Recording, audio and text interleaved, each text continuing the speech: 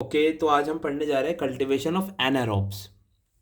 सबसे पहले ना हमें नाम से चलना है भाई कि नाम क्या कहना चाह रहा है, कि कल्टीवेशन का मतलब क्या हुआ, एनारोब्स का मतलब क्या हुआ। तो हमें इससे चलना है। सबसे पहले कल्टीवेशन। कल्टीवेशन क्या है? कल्टीवेशन मतलब किसी भी चीज़ को रिप्रोड्यूस करवाना या फिर कल्टीवेट करवाना, मीन्स ग्रो करवाना। एक तरह से ग्रो कहेंगे या फिर रिप्रोड्यूस भी कह सकते हैं। अगर कल्टीवेशन का एक इनडायरेक्ट मीनिंग निकाले तो रिप्रोडक्शन भी कह सकते हैं। नाउ व्हाट इज एनारोब्स, ये बहुत इंपॉर्टेंट चीज़ है भाई कि एनारोब्स है क्या। एनारोब्स में सिर्फ एक चीज़ समझ लो, O2 नहीं होनी चाहिए। एनएरोबिक कंडीशन एनएरोब्स, सिर्फ O2 ना हो यही दर्शाता है। एनएरोब्स ये कह लो कि भाई वो ऑर्गेनिज्म जो O2 को नहीं चाहते, जिनको O2 बिल्कुल भी पसंद नहीं है। जैसे कहते हैं ना कि भाई एक वेजिटेरियन को नॉनवेज दे दिया तो वो खाएगा नहीं चाहे मर जाए। तो वही हाल है कि अगर इसके सराउंडिंग में O2 आ गया तो ये सर्वाइवल इसका बहुत बेकार हो जाएगा, मतलब कि खत्म ही हो जाएगा और मरने की स्थिति में आ जाएगा अगर इसको ऑक्सीजन मिल गया तो। और कुछ कुछ ऐसे भी होते हैं जो ऑक्सीजन तो होता है बट उसको इनटेक नहीं करते या फिर यूज नहीं करते बट सर्वाइव कर पाते हैं, तो ऐसे भी एनारोब्स होते हैं। बट मोस्टली ये जानो कि एनारोबिक कंडीशन मतलब O2 का ना होना। राइट। अब हमारे पास ना भाई, अब क्या होता है कि डिफरेंट, अब हम कहाँ पे रह रहे हैं? अर्थ पे रह रहे हैं। हम कहाँ पे रह रहे हैं? अर्थ पे रह रहे हैं। अर्थ पे तो O2 भी है, CO2 भी है, N2 भी है, काफ़ी सारी गैसेज है। तो हम अगर किसी चीज़ को कल्टीवेट करवाना है, कहीं पर ग्रो करवाना है, तो वहाँ पे तो ये सब ही होगा। O2 भी प्रेजेंट होगा वहाँ पे, CO2 भी होगा वहाँ पे, N2 भी होगा। पर हम इसको कल्टीवेट कैसे करवाएंगे जिसको O2 नहीं चाहिए? हम ऐसा तो है नहीं कि सिर्फ O2 हटा देंगे, CO2 N2 रखेंगे। बट ये करेंगे कैसे? हम O2 तो हटा देंगे, चलो हटा दिया, लेकिन ये CO2 N2 ये रखना, सिर्फ इन दोनों को रखना और O2 हटा देना, बट ये होता कैसे है? तो इसी के बेसिस पे हमने निकाले कुछ मेथड्स जो हमारे हेल्प करते हैं एनारोब्स को कल्टीवेट करने में, जो कि क्या करते हैं, O2 जो होता है एटमोसफेयर से उसको रिमूव करते हैं। ये कुछ अराउंड 8 मेथड्स है। इनमें से कम भी 6 मेथड आपको बहुत अच्छी तरह आने चाहिए। 6 नहीं तो 5 मेथड तो ऐसे कर लेना जो कि पेपर में आप इजीली लिख पाओ। Now the was a candle jar method. सबसे पहले ना कैंडल जार मेथड, नाम ही सब कुछ बता देगा आपको कि इसमें है क्या। इसमें एक कैंडल है या फिर एक से ज़्यादा कैंडल है, जार है, और ये एक मेथड है जिसके अंदर कैंडल और जार का यूज़ हो रहा है। आपको इसके इससे बता देता हूँ, या आप पढ़ लीजिएगा, जो भी है नोट्स वगैरह मैं टेलीग्राम पे अपलोड कर दूंगा। This method provides an environment of 3 to 5% CO2 that preferred by organism. यहाँ पे क्या होती है, 3 से 5% CO2 होती है।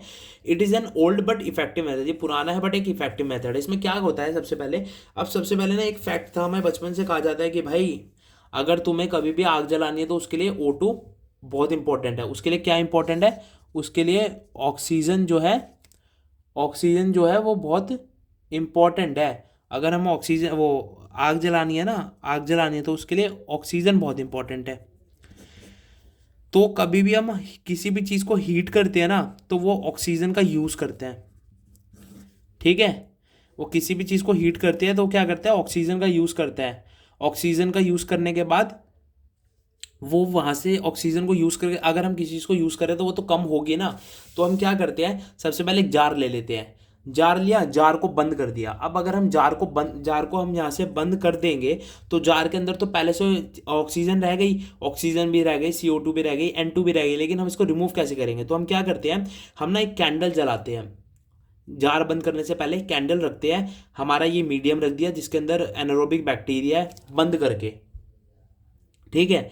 हमने क्या किया, एनारोबिक बैक्टीरिया रख दिया, और यहाँ पे हमने क्या किया, ट्यूब्स ऑफ लिक्विड मीडियम रख दिए, जो कि लिक्विड मीडिया हो गया या फिर जो भी हमें मीडिया हमने यूज़ किया ना ग्रो करने के लिए, वो भी अलग से भी रख सकते हैं और एनारोबिक वैसे भी रख सकते हैं। तो हमने क्या किया, अब हम क्या करेंगे, कैंडल लेंगे और कैंडल को जलाएंगे। यहाँ पे हमने ढक्कन बंद कर दिया। अगर हमने ये बंद कर दिया तो यहाँ पे ऑक्सीजन, CO2 और N2 पहले से प्रेजेंट होगी। तो जब ये हीट करेंगे, हम इस चीज़ को आग जलाएंगे, तो इसमें क्या होगा, ऑक्सीजन के साथ ऑक्सीजन जो होगी ना वो यूज होगी। ऑक्सीजन यूज होगी और कार्बन की जो चीज़ होगी, कार्बन डाइऑक्साइड या फिर कार्बन मोनोऑक्साइड, ये सब फॉर्म होगी। हीट होने से ऑक्सीजन का यूज होगा। अब ऑक्सीजन का यूज हो रहा है और यहाँ से बंद है, यहाँ से बंद होने के कारण और ऑक्सीजन अंदर नहीं आ सकती। अगर और ऑक्सीजन अंदर नहीं आ रही तो यहाँ पे ऑक्सीजन का यूज हो रहा है, मतलब कि अंदर की ऑक्सीजन कम होती रहेगी। अगर अंदर की ऑक्सीजन एक टाइम पे ऐसी होगी कि खत्म हो जाएगी और ये जो कैंडल है यहाँ से जलनी बंद हो जाएगी। जब ये यहाँ से जलनी बंद हो जाएगी तो मतलब हमें पता लग जाएगा कि ये जो पूरी कंडीशन है कैसी हो जाएगी, एनारोबिक हो जाएगी। एनारोबिक होने के बाद हम ना कुछ यहाँ पे ऐसे मटेरियल यूज़ करते हैं, जैसे कि यहाँ पे पैट्री डिश मान लो, या फिर कोई ऐसे मटेरियल्स होते हैं जिनकी पैकिंग थोड़ी देर में ओपन हो जाए, या फिर हम खुद ओपन कर देते हैं, या फिर ऑटोमेटिक मशीन्स होती है जिनके कारण हम यहाँ से इसकी जो सील्ड होती है, जो कि ग्रोथ होती है, वो सील्ड जो होती है वो उसको ओपन कर देते हैं, जिसके कारण वो नेचर से CO2 और N2 ले सके। ऑल्दो जो मोस्टली प्रेफर मेथड होता है ना, उसके अंदर हम ऐसे ऑर्गेनिम्स को ज़्यादा होते हैं जो इतने ज़्यादा अनटॉलरेबल ना हो, जो थोड़ा बहुत ऑक्सीजन टॉलरेट कर सकते हैं ना, बिल्कुल थोड़ी बहुत, उसके लिए हम उनको हम ओपन भी रख सकते हैं, मतलब कि ओपनली भी यूज़ कर सकते हैं। नाउ सेकंड हमारा मेथड है एनारोबिक जार मेथड।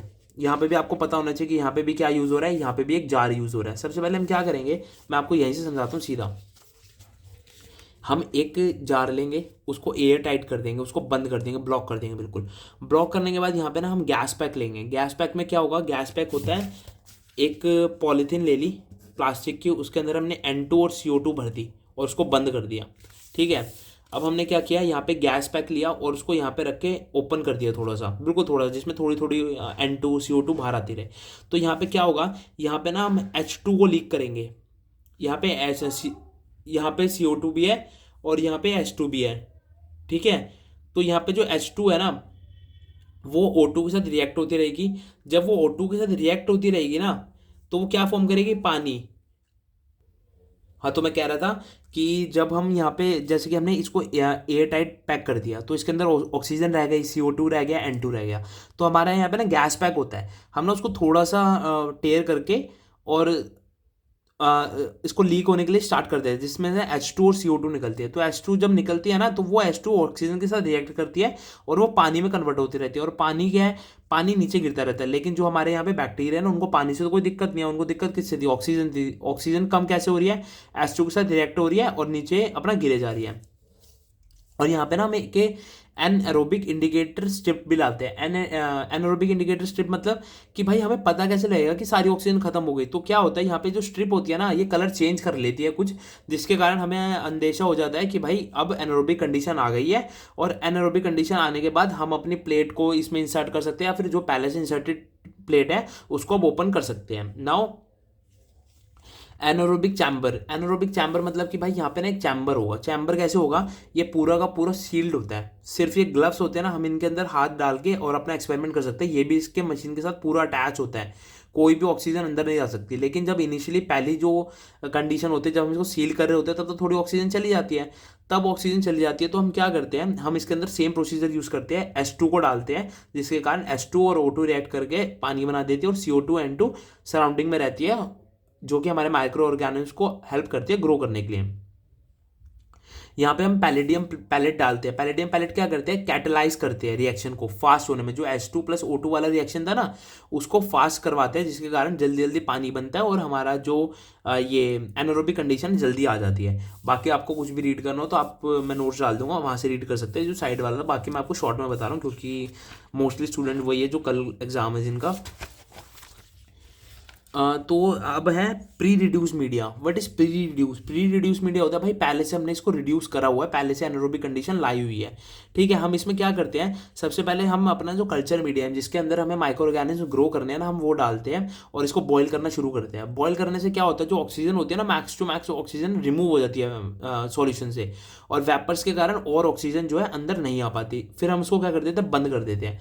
लेकिन भाई हमने बंद तो कर दिया, लेकिन हमें बैक्टीरिया भी डालना है। लेकिन अगर बैक्टीरिया, ये तो गर्म था, लेकिन अगर हमने बैक्टीरिया गर्म में डाल दिया तो क्या पता बैक्टीरिया मर भी जाए। तो हम क्या करते हैं, उसके बाद हम ना पिपेट से थोड़ा सा बैक्टीरिया इसके अंदर डालते हैं, लेकिन साथ ही साथ हमें एक ना वैक्यूम, ये पूरा कवर रहता है, यहाँ पे ये पूरा कवर है, ये पूरा कवर है, सिर्फ ये इंसर्ट हो जाए इतना स्पेस होता है।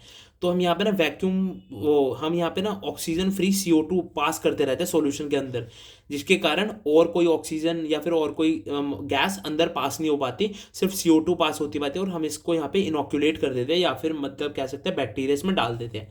अब बैक्टीरिया इसमें डाल दिया, इसको यहाँ पे सील कर देते हैं। सील करने के बाद क्या है, यहाँ पे सिर्फ CO2 है और सिर्फ कल्चर मीडियम और सिर्फ एनारोबिक बैक्टीरिया है, तो वो ग्रो करना शुरू हो जाता है, और ये कैसी कंडीशन है, ऑक्सीजन फ्री है।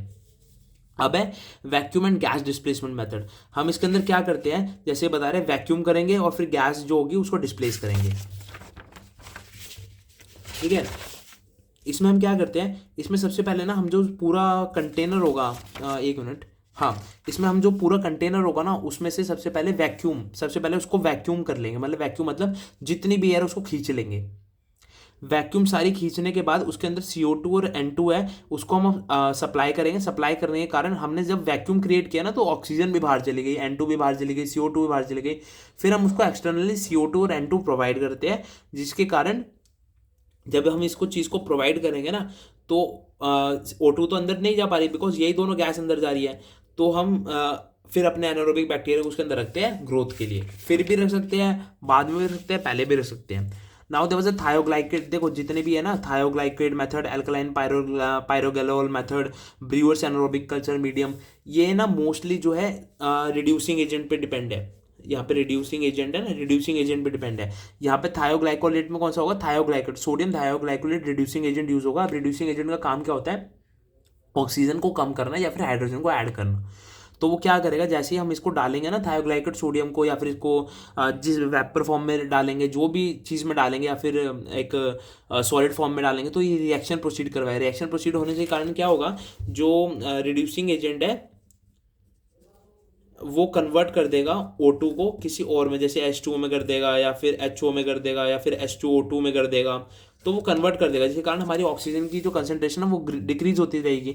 वैसे ही सेम अल्कलाइन पायरोगैलोल मेथड में है। यहाँ पे हम क्या करेंगे, इनएक्टिवेट पायरोगैलोल यूज करेंगे और Na2CO3 यूज करेंगे। जो Na2CO3 होगा ना यहाँ पर, वो CO2 प्रोड्यूस करेगा और इनएक्टिवेट पायरोगैलोल को कन्वर्ट कर देगा एक्टिवेट पायरोगैलोल में, जिसके कारण ये जो एक्टिव पायरोगैलोल है रिड्यूसिंग एजेंट है, और ये रिड्यूस करेगा किसको, ऑक्सीजन को, और हमारा एनारोबिक कंडीशन आ जाएगी। फिर आता है ब्रीवर्स एनारोबिक कल्चर मीडियम। जो ब्रीवर्स एनारोबिक कल्चर मीडियम होता है ना, ये यूज करता है किसका, थायोग्लाइकोलेट ब्रोथ का, या फिर हम कह सकते हैं थायोग्लाइकोल ब्रोथ हो गई, और ये इनएक्टिवेट पायरोगैलोल मेथड का भी यूज कर सकते हैं, जिसके कारण जिसके कारण क्या होगा, O2 हट जाएगा। अगर O2 हमारे एटमॉस्फेयर से हट जाएगा तो वो जो हमने मटेरियल डाला है वो ग्रोथ कर रहा है। यहाँ पे हम मोस्टली ना पैट्री डिश यूज़ करते हैं जो सर्कुलर शेप की होती है। डेट्स वाई यहाँ पे आप ऑनलाइन सर्च भी करोगे ना, ब्रीवर्स एनारोबिक कल्चर मीडियम, तो आपको एक फोटो वगैरह दिख जाएगी, तो आप वहाँ से भी थोड़ा आइडिया ले सकते हैं। आज के लिए thank you. I feel pharma पर वीडियो देखते रहे, शुक्रिया।